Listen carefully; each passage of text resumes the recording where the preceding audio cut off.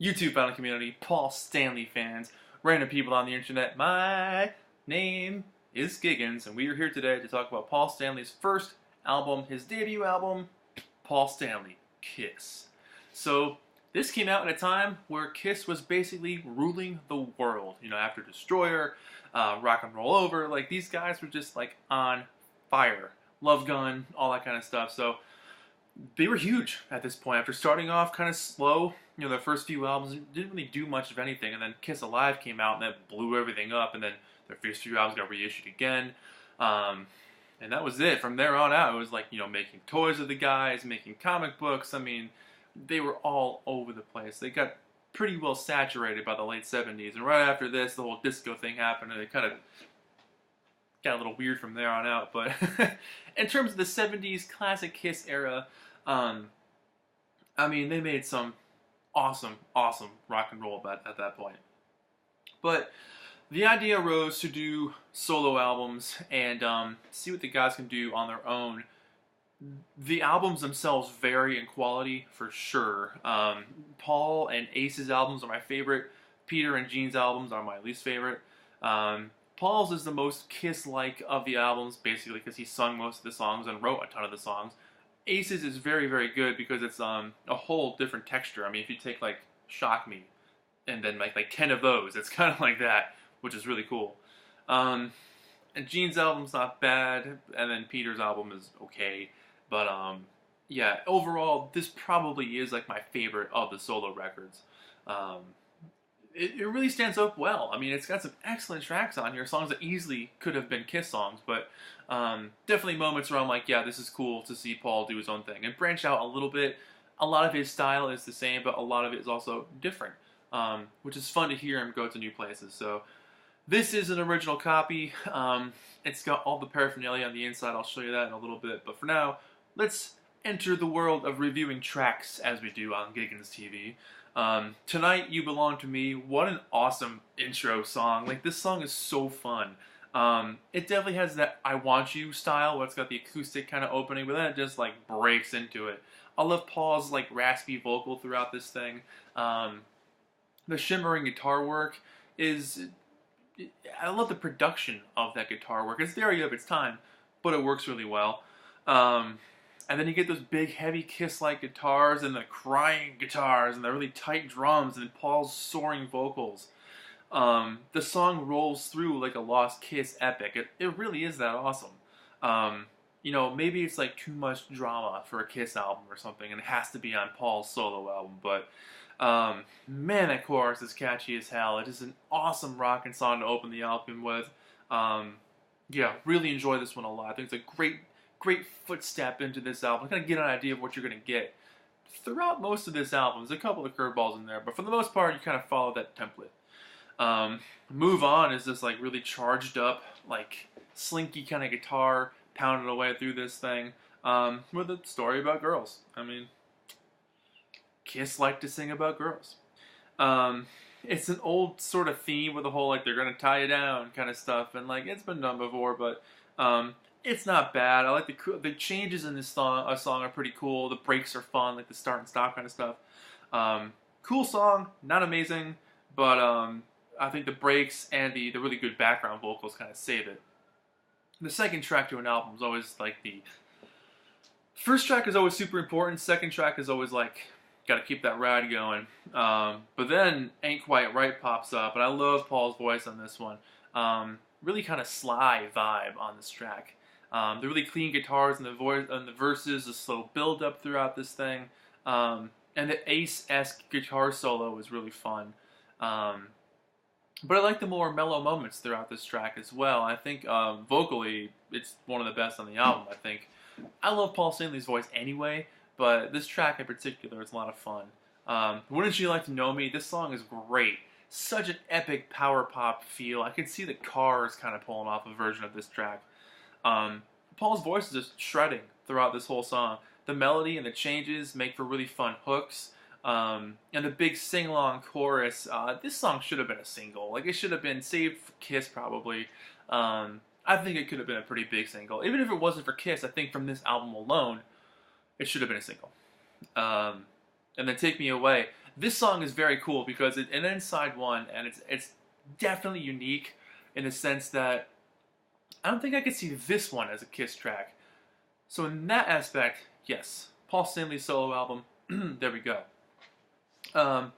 Some really fine acoustic guitar work on this one, like not some nice acoustic picking.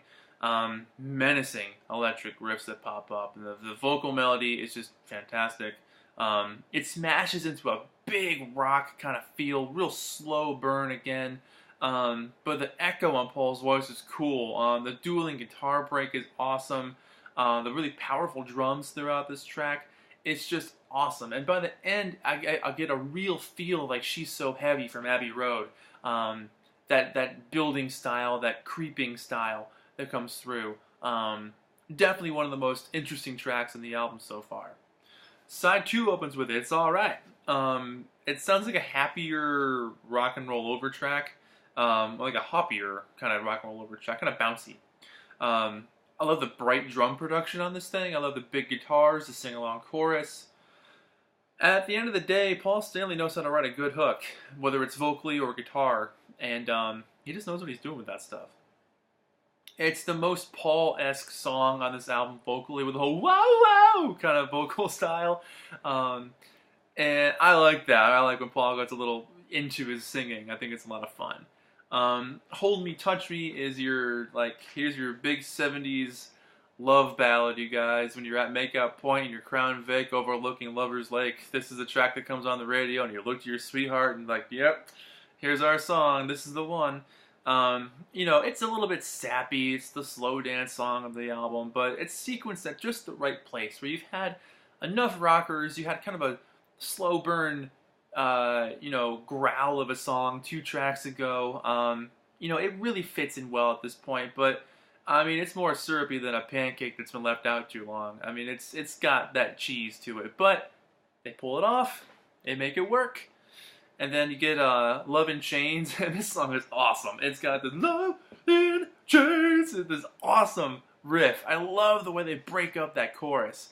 Again, Paul's back to shredding his vocal cords again. It just rules all over this thing. Really top-notch guitar work. This could have been a Kiss song too. I love the metal-esque riffs. You can totally see people in the early 80s being like, you know, discovering Metallica for the first time and then pull out their friend's copy of Paul Stanley's debut album and be like, damn, yeah, this is guitar. And then you get the last song on here, Goodbye. I like the feel of this one. It's just a really good energy throughout this track. I love the layered guitars. I love the exciting drums. It's got that classic FM radio rock vibe to it. Really just an awesome closer, and I think a good way to end the album, because you get a handful of good dynamics throughout this thing. There's some really excellent acoustic guitar work, and a lot of the Kiss albums do feature some really good acoustic guitar work underneath a lot of their tracks. The drums throughout this thing I think are really nice, and you know, Paul's vocals they saved the whole thing. I mean, if this was just based on instrumentals, it would be fun still, but I think, you know, obviously Paul has one of the best voices in rock and roll history, if you ask me. And so that's my take on that. But right now, I'm pulling out all the paraphernalia from the inside of this thing, and there's a lot of it. So basically, you can join the ranks of the Kiss Army. Here's your form. You can join the Kiss Army. Go back in time 40 years and hand this in. And on the back, you get all your cool Paul Stanley stuff. Look at this. You can get a poster. You can get a t-shirt with all the faces on it.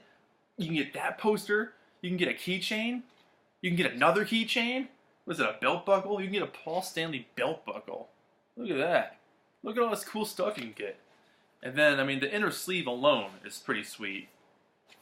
So, front and back, 4 pictures of the guys. So you get each album cover on there.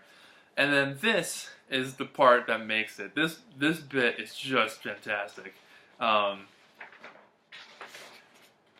Check out this poster. It's like a pinup of Paul Stanley. You know, he's decked out in flowers, and he's got like this insane suit that he would wear back then. I mean, it's like this. It's hilarious. It's amazing. But it's a puzzle piece. So look at this. You got this here and this here. So you can connect all the posters together and make like one epic poster in your room. So if all the guys on the wall, all your all your Kiss guys on the wall. And then the record itself, the label is the Casablanca label, but they put Paul's head right in the middle.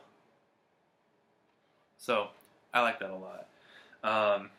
Overall, I mean, the presentation of this thing, I remember when I found this album, and like I started pulling the record, I'd just take a look at it, and then all this stuff came out, and I was like, holy crap. Now we've got something serious here.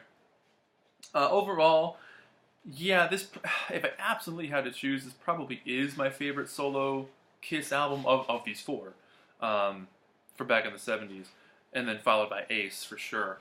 But, yeah, it's got some great tracks. I'm a big fan of Paul Stanley anyway. I think he's probably my favorite member of Kiss.